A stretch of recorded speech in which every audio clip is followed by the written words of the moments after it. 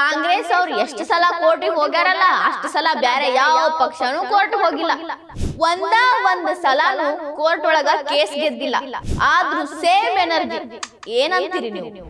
EVM hack ಆಕೈತಂತ ಕೋರ್ಟಿಗೆ ಹೋಗೋದು, court ತಿರಸ್ಕಾರ ಮಾಡೋದು, ಇವ್ರು ಮತ್ತೆ ಹೋಗೋದು ಮತ್ತೆ ಬರೋದು, ಇದೊಂದಾಗ್ಬಿಟ್ಟೈತಿ. ಕೋರ್ಟಿಗೆ ಹೋಗೋದು, ಕೋರ್ಟ್ ಮೇಲೆ ಅನುಮಾನ ಪಡೋದು. ಕಾಂಗ್ರೆಸ್ ಅವರ ಚಾಳಿ ಐತಿ. ಕಾಂಗ್ರೆಸ್ ಅವ್ರು ಮಾಡೋ ಅನಾಹುತ ನಾವೇನಾರ ಸರಿ ಮಾಡ್ತೀವಿ ಅಂದ್ರ ಅವ್ರು ಕೇಸ್ ಮಾಡ್ತಾರ. ನಮಸ್ಕಾರ ರೀ. ಈ ಕಾಂಗ್ರೆಸ್ ಅವ್ರು ಹೆಂಗಪ್ಪ ಅಂತಂದ್ರ ರಾಜಕೀಯವಾಗಿ ನಾವು ಅದೀವಿ ಅಂತ ತೋರಿಸ್ಕೊಳ್ಳೋ ಶಕ್ತಿ ಇಲ್ಲ, ರಾಜಕೀಯವಾಗಿ ವಿರೋಧ ಮಾಡೋ ನೈತಿಕ ಶಕ್ತಿನೂ ಇಲ್ಲ. ಯಾಕಂದ್ರ ದೇಶದಾಗ ಆಗಾಕತ್ತಿರೋ ಅನಾಹುತಗಳಿಗೆಲ್ಲಾನು ಮೂಲ ಕಾರಣ ಕಾಂಗ್ರೆಸ್ನವರು. ಆ ಅನಾಹುತ ಏನಾರ ನೀವು ಸರಿ ಮಾಡ್ತನು ಅಂತ ಹೋದ್ರಿ ಅಂದ್ರ ಅವ್ರಿಗೆ ತಡ್ಕೊಳಕ್ಕೂ ಆಗಂಗಿಲ್ಲ. ಹಿಂಗಾಗಿನ ಎಲ್ಲ ವಿಷಯನೂ ತಗೊಂಡು ಕೋರ್ಟಿಗೆ ಹೋಗ್ತಾರ.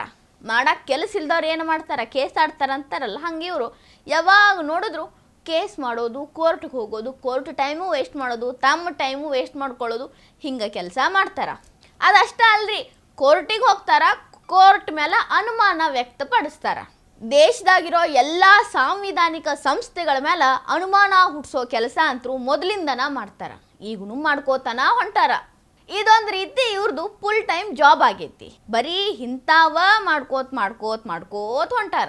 ಎಲೆಕ್ಷನ್ ಕಮಿಷನ್, ಇಡಿ ಎಲ್ಲಾದ್ರ ಮೇಲೂ ಇವ್ರಿಗೆ ಕಣ್ಣು, ಅನುಮಾನ. ನಂಬೋದೇ ಇಲ್ಲ ಇವರು. ನಂಬಲಿಕ್ಕೆ ಸುಮ್ ಕುಂದ್ರಬೇಕು. ಕೋರ್ಟಿಗೆ ತೊಗೊಂಡೋಗಿ ನೀವು ನಂಬೇಡ್ರಿ ಅಂತಾರ. ಎಷ್ಟು ಸಲ ಕೋರ್ಟಿಗೆ ಹೋಗ್ಯಾರ, ಅಷ್ಟು ಸಲ ಮುಖಭಂಗ ಮಾಡ್ಕೊಂಡು ಬಂದಾರ. ಕೋರ್ಟಿಗೂ ಸಾಕಾಗ್ಬಿಟ್ಟಿರ್ಬೇಕೀಗ. ಎಷ್ಟರೇ ಬರ್ತೀರಪ್ಪ, ನಾವು ಎಷ್ಟರೇ ತಿರಸ್ಕಾರ ಮಾಡೋನು ಅಂತ. ಹಿಂಗೆ ಎಲ್ಲದ್ರ ಮೇಲೆ ಅನುಮಾನ ಪಟ್ಟು ಕೋರ್ಟ್ ಮೆಟ್ಲು ಹತ್ತಿರೋ ಏಕೈಕ ಪಕ್ಷ, ಈ 10 ವರ್ಷನಾಗ ಭಾಳಷ್ಟು ಸಲ ಕೋರ್ಟ್ ಮೆಟ್ಲು ಹತ್ತಿರೋ ಏಕೈಕ ಪಕ್ಷ ಯಾವುದಪ್ಪ ಅಂತಂದ್ರೆ ಅದು ಕಾಂಗ್ರೆಸ್ ಪಕ್ಷ. ಇಂಥವ ಕೆಲಸಗಳು ಮಾಡಿಕೊಂಡು ಕೋರ್ಟ್ಗೆ ಹೋಗಿ ಚಿಮ್ಮಾರಿ ಹಾಕ್ಸ್ಕೊಂಡಿರೋ ಭಾಳ ಉದಾಹರಣೆಗಳದು. ಅದ್ರಾಗ ಒಂದು 10 ಹೇಳ್ತಾನೆ ಕೇಳ್ರಿ. ಇವತ್ತು ಕಾಂಗ್ರೆಸ್ ಅವರು ಆಧಾರ್ ಆ್ಯಕ್ಟ್ 2016 ವಿರೋಧ ಮಾಡಿದ್ರು, ಕೋರ್ಟ್ ಮೆಟ್ಲು ಹತ್ತಿದ್ರು. ಹಿಂಗೆ ಮಾಡಿದ್ರ ಸಾರ್ವಜನಿಕರ ಗೌಪ್ಯತೆಗೆ ಧಕ್ಕೆ ಬರ್ತೈತಿ, ಇದು ನಮಗೆ ಬ್ಯಾಡ ಅಂತ ಹೇಳಿ ಕೋರ್ಟ್ ಏನು ತೀರ್ಪು ಕೊಟ್ಟಿತ್ತಪ್ಪ ಅಂದ್ರೆ ಜನಸಾಮಾನ್ಯರಿಗೆ ಇದು ಉಪಯುಕ್ತವಾಗೈತಿ. ಎಲ್ಲೇ ಹೋದ್ರೂ ನಾವು ಇಲ್ಲಿಯವರಂತ ಗುರುತಿಸ್ಕೊಳಕ ಚಲೋ ಆಕೈತಿ. ಸೊ ಈ ಕೇಸು ತಗೊಳಕ ಆಗಲ್ಲ, ಇದು ಅನರ್ಹ ಅಂತ ಹೇಳಿ ದೊಡ್ಡ ಮಟ್ಟದಾಗ ಮುಖಭಂಗ ಮಾಡಿತ್ತು. ಇನ್ನು ಕಾಂಗ್ರೆಸ್ ಅವ್ರಿಗೆ ತ್ರಿವಳಿ ತಲಾಖನು ಇಷ್ಟ ಇರಲಿಲ್ಲ. ಇದ್ರ ವಿರುದ್ಧನೂ ನಾವು ಇದನ್ನ ಒಪ್ಪಂಗಿಲ್ಲ.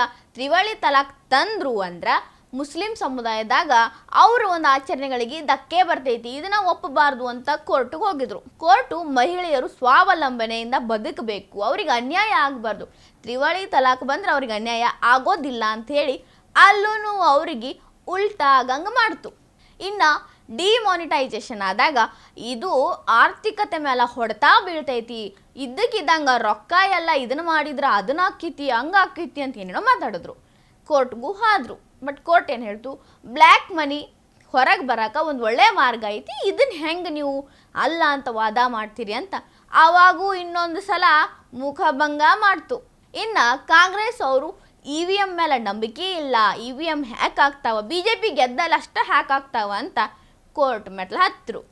ಕೋರ್ಟ್ ಹೇಳಿ ಸಾಕಾಗ್ಬಿಡ್ತು ಕೋರ್ಟ್ಗೆ, ಇಲ್ಲಪ್ಪ ಹಂಗಾಗಂಗಿಲ್ಲ, ಹ್ಯಾಕ್ ಆಗಕ್ಕೆ ಚಾನ್ಸೇ ಇಲ್ಲ ಅಂತ.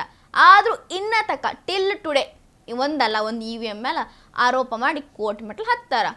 ಹೋದಾಗೆಲ್ಲಾನು ಮುಖಭಂಗ ಮಾಡಿಸ್ಕೊಂಡು ನಾಚಿಕೆ ಬಿಟ್ಟು ಹೊರಗೆ ಬರ್ತಾರ, ಮತ್ತು ಸೇಮ್ ಎನರ್ಜಿಲೇ ಹೋಗ್ತಾರ, ಮತ್ತು EVM ಹ್ಯಾಕ್ ಅಂತಾರ. ಇದೊಂದು ಅವ್ರದ್ದು ದೊಡ್ಡ ಹಿಸ್ಟ್ರಿ. ಇನ್ನು GSTನೂ ವಿರೋಧ ಮಾಡಿದ್ರು. ಬಡವರು ಹೊಟ್ಟಿ ಮೇಲೆ ಹೊಡಿತಾರ, ಇವ್ರು ಹೇಳೋರಿಲ್ಲ ಕೇಳೋರಿಲ್ಲ, ಮಿಡಿಲ್ ಕ್ಲಾಸ್ ಮಂದಿ ಬದುಕಬೇಕೋ ಬ್ಯಾಡೋ ಅಂತ ಕೋರ್ಟ್ ಮೆಟ್ಲು ಹತ್ತಿದ್ರು. ಕೋರ್ಟ್ ಹೇಳ್ತು, ದೇಶದ ಆರ್ಥಿಕ ಪರಿಸ್ಥಿತಿ ನೋಡಿದ್ರೆ GST ಭಾಳ ಮುಖ್ಯ ಐತಿ ಅಂತ. ಅಲ್ಲಿ ಇನ್ನೊಂದ್ಸಲ ಒಂದು ರೀತಿ ಕಪಾಳ ಮೋಕ್ಷ ಆಯ್ತು, ಮತ್ತು ವಾಪಸ್ ಬಂದರು. ಇನ್ನು CAA ಬರಬಾರ್ದು, ಮುಸ್ಲಿಮರಿಗೆ ಅನ್ಯಾಯ ಆಗ್ತೈತಿ, ಧಾರ್ಮಿಕ ಹಕ್ಕಿಗೆ ಚ್ಯುತಿ ಬರ್ತೈತಿ ಅಂತ ಹೋದ್ರು. ಅಲ್ಲಿ ಕೋರ್ಟ್ ಕೇಸ ನಡೆದೈತಿ. ಅಂತಿಮವಾಗಿ ತೀರ್ಪು ಬಂದಿಲ್ಲ ಅಂದರೂ 90% CAA ಪರವಾಗಿ ತೀರ್ಪು ಐತಿ. ಹೀಗಾಗಿ ಅದನ್ನು ಇವರಿಗೆ ಒಂದು ದೊಡ್ಡ ಮುಖಭಂಗ ಆಯ್ತು.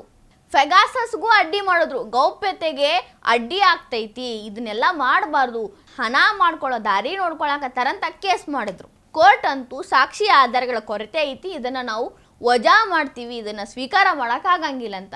ಇಲ್ಲಿ ಅಗೇನೊಂದು ಹೊಸ ಮುಖಭಂಗ.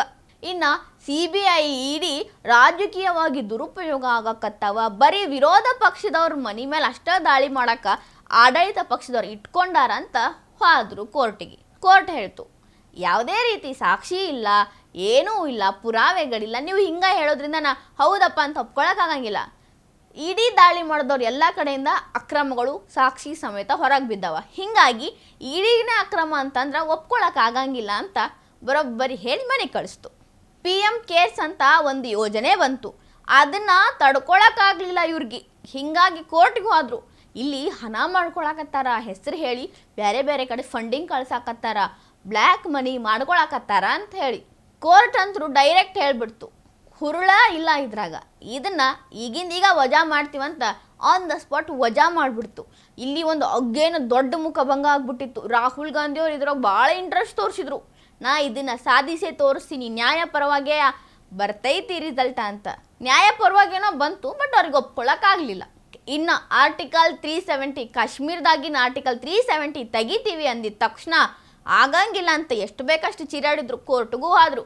ಬಟ್ ಕೋರ್ಟ್ ಹೇಳ್ತು ಎಷ್ಟು ದಿನ ಅಂತ ರಾಷ್ಟ್ರಪತಿ ಆಡಳಿತನ ಇಡಬೇಕು, 370ನ ನಡಿಬೇಕು, ಅದೆಲ್ಲ ಆಗಂಗಿಲ್ಲ. ಕಾಶ್ಮೀರ ಅಭಿವೃದ್ಧಿ ಆಗಬೇಕು, ಅಲ್ಲೂ ಬೆಳವಣಿಗೆಗಳು ಆಗಬೇಕು, ಕಾಶ್ಮೀರನೂ ಕೂಡ ಭಾರತದ ಒಂದು ಭಾಗದ ಥರ ನಾರ್ಮಲ್ ಆಗಬೇಕು ಅಂದ್ರೆ ಆರ್ಟಿಕಲ್ 370 ತೆಗಿಯಬೇಕು ಅಂತ ಮಹತ್ತರ ಐತಿಹಾಸಿಕ ತೀರ್ಪು ಕೊಡ್ತು. ಆವಾಗಂತೂ ಇಷ್ಟು ದೊಡ್ಡ ಮುಖಭಂಗ ಆಯಿತು ಕಾಂಗ್ರೆಸ್ ಅವ್ರಿಗೆ. ಅಂತ ಬೇರೆ ಯಾರೇ ಆಗಿದ್ರ ಮುಖ ಮುಚ್ಕೊಳ್ಳೋರು, ಅವ್ರು ಆಗ್ಯಾರಂತ ರಾಜರೋಷವಾಗಿ ಓಡಾಡಿದ್ರು.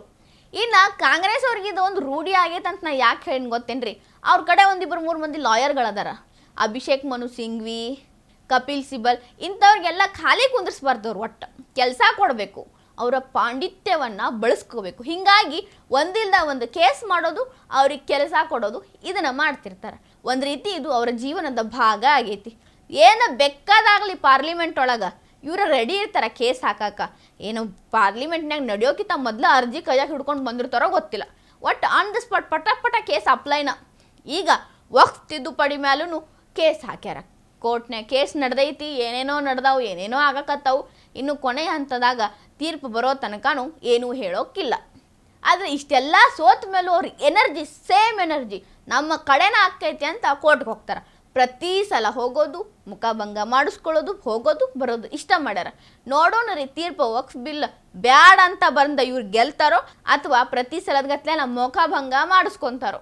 ಈ ವಿಡಿಯೋ ನಿಮಗೆ ಇಷ್ಟ ಆಗಿದ್ರೆ ಲೈಕ್ ಮಾಡಿರಿ, ಶೇರ್ ಮಾಡಿರಿ, ಕಮೆಂಟ್ ಮಾಡಿರಿ. ಇನ್ನೂ ಇಂಥವು ಹೆಚ್ಚಿನ ವಿಡಿಯೋ ನೋಡೋಕೆ ಹೊಸದಿಗಂತ ಡಿಜಿಟಲ್ ಚಾನಲ್ಗೆ ಸಬ್ಸ್ಕ್ರೈಬ್ ಆಗಿರಿ.